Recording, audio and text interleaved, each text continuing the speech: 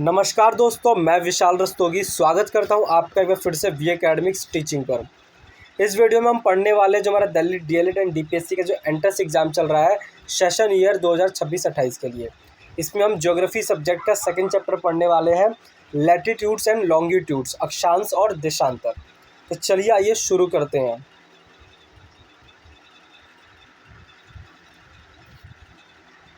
तो सबसे पहले हम जानते हैं अक्षांश के बारे में, लैटिट्यूड्स के बारे में। तो अक्षांश रेखाएं वे काल्पनिक रेखाएं होती है जो भूमध्य सागर के समानांतर पूर्व से पश्चिम की ओर खींची जाती है। ठीक है, तो ये काल्पनिक रेखा जो कि जो अक्षांश और देशांतर रेखाएं होती है, काल्पनिक रेखाएं होती है। ठीक है, ये कोई वास्तविक रूप से पृथ्वी पर खींची गई रेखा नहीं है, इसको बस इमेजिन किया गया है। तो ये जो अक्षांश रेखाएं क्या होती है, मान लेते ये कि ये हमारी पृथ्वी है।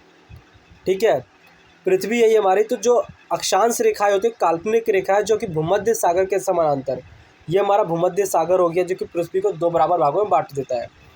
तो ये इसके समांतर पूर्व से पश्चिम की ओर खींची जाती है। ये हमारा नॉर्थ है, ये साउथ हो गया हमारा, ये ईस्ट हो गया और ये वेस्ट हो गया। ठीक है, तो यहाँ से क्या करते हैं, ये ऐसे ऐसे जो रेखाएं खींची जाती है ये बेसिकली ऐसे होता है।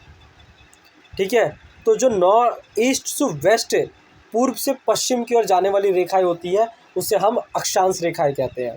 ठीक है, भूमध्य रेखा की अगर हम बात करें तो 0 डिग्री का जो अक्षांश होता है, ये जो हमारा 0 डिग्री सेल्सियस कह रहे हो, 0 डिग्री, तो 0 डिग्री का जो अक्षांश होता है वो पृथ्वी को दो बराबर भागों उत्तरी गोलार्ध और दक्षिणी गोलार्ध में बांट देता है। ठीक है, विशेषता की अगर बात करें तो ये रेखाएं पूर्ण वृत्त होती है। जो ये रेखाएं होती है वो आपस में एक पूरा वृत्त बनाती है। दो अक्षांश रेखाओं के बीच की दूरी समान रहती है जो कि लगभग 111 किलोमीटर की होती है। ठीक है, तो दो अक्षांश रेखाओं के बीच की दूरी कितनी होती है, लगभग 111 किलोमीटर। और ध्रुवों पर जाने पर ये इन वृत्तों का आकार छोटा हो जाता है। जैसे जैसे देखिए, सबसे बड़ा जो वृत्त बनाता है, जो अक्षांश रेखा जो सबसे बड़ा वृत्त बनाते हैं वो भूमध्य सागर पर बनाती है, और जैसे जैसे वो ध्रुवों की ओर बढ़ती है उन वृत्तों का आकार छोटा तो चला जाता है, और ये क्या करती है, ये ध्रुवों पे जाके सबसे छोटा वृत्त बनाती है। ठीक है, मुख्य अक्षांश रेखाओं की बात, प्रमुख अक्षांश रेखाओं की अगर बात करें तो पहले हमारी कर्क रेखा आती है जो कि 23.5 डिग्री नॉर्थ में होती है। दूसरी हमारी मकर रेखा होती है जो कि 23.5 डिग्री दक्षिण होती है। ठीक है, तो ये हम बात करें, ये जो भूमध्य सागर 0 डिग्री सेल्सियस हो गया, इसके यहाँ पे जो 23.5 डिग्री नॉर्थ है और 23.5 डिग्री साउथ है। तो नॉर्थ वाले को हम क्या कहते हैं, कर्क रेखा कहते हैं, ट्रॉपिक ऑफ कैंसर। और मकर रेखा जो कि साउथ वाली होती है उसे हम मकर रेखा कहते हैं जो कि 23.5 डिग्री की होती है। और 66 डिग्री जो नॉर्थ होता है, ठीक है, यहाँ पे 66 डिग्री का जो नॉर्थ होता है उसे हम आर्कटिक वृत्त कहते हैं, और 66 डिग्री का जो दक्षिण जो होता है उसे हम अंटार्कटिक वृत्त कहते हैं। ठीक है, तो क्या कहते हैं उसको, अंटार्कटिक वृत्त कहते हैं। तो ये हमारी कुछ प्रमुख अक्षांश रेखाएं हो जाती है। ठीक है, अब हम बात करते हैं देशांतर रेखाओं के बारे में।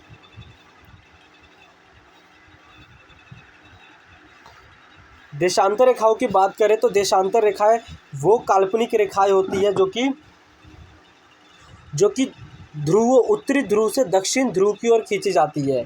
ठीक है, उत्तर से दक्षिण की ओर खींची जाती है। जैसे ये हमारा अगर पृथ्वी है मान लेते हैं हम, तो यहाँ से ये नॉर्थ टू साउथ, ये जो ऐसी रेखाएं जो खींची जाती है उसे हम देशांतर रेखाएं कहते हैं। ठीक है, प्रमुख यमोत्तर की अगर बात करें, लंदन के ग्रीनविच से गुजरने वाली 0 डिग्री की देशांतर को माना गया है। ठीक है, तो जैसे हमारा जो ईस्ट टू वेस्ट की जो रेखा होती है 0 डिग्री सेल्सियस पे हमारा 0 डिग्री सेल्सियस कह रहा हूँ, 0 डिग्री, सिर्फ 0 डिग्री पर जो है ना वो हमारा भूमध्य और विषुवत वृत्त कहलाता है, भूमध्य रेखा कहलाती है जो कि पृथ्वी को दो बराबर भागों में बांटती है।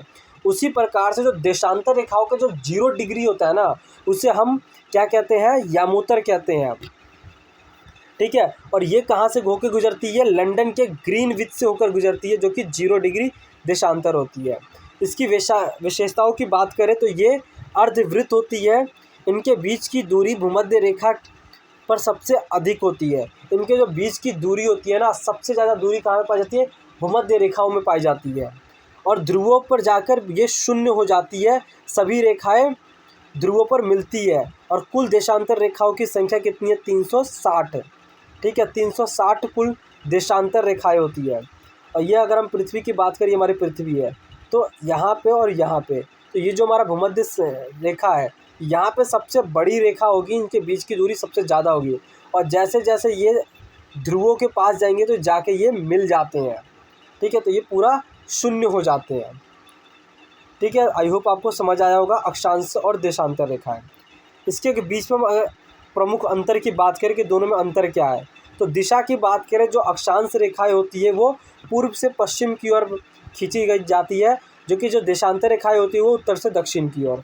आकार की बात करें तो ये पूर्णतः वृत्त होती है अक्षांश रेखाएं, और देशांतर अर्धवृत्त होती है। ठीक है, लंबाई की अगर बात करें तो ध्रुवों पर सबसे छोटी होती है अक्षांश रेखा है, जबकि देशांतर की अगर बात करें तो सभी की लंबाई लगभग समान रहती है, बराबर रहती है। मुख्य रेखा की बात करें तो उसका मुख्य रेखा जो है भूमध्य रेखा, जो कि 0 डिग्री होता है, और इसका ग्रीनविच रेखा होता है देशांतर रेखाओं का, जो कि 0 डिग्री होता है। उपयोग की बात करें तो तापमान, क्षेत्रों और जलवायु का निर्धारण करने के लिए हम अक्षांश रेखाओं का इस्तेमाल करते हैं, और समय का निर्धारण करने के लिए हम देशांतर रेखाओं का यूज़ करते हैं। ठीक है, ग्रिड और समय का निर्धारण कैसे करते हैं हम? ठीक है, तो इसको ग्रिड, अगर जहां अक्षांश और देशांतर रेखाएं एक दूसरे को काटती है उसे हम ग्रिड कहते हैं। ये आप देख लीजिए, ये हमारा पृथ्वी है। ठीक है, ये हमारा भूमध्य सागर हो गया, ये हमारा ग्रीनविच हो जाएगा। ठीक है, तो ये रेखाएं आपस में एक दूसरे को ऐसे काट भी रही होती है। 365 हमारी क्या होती, 360 जो हमारी अक्षांश देशांतर रेखाएं हैं।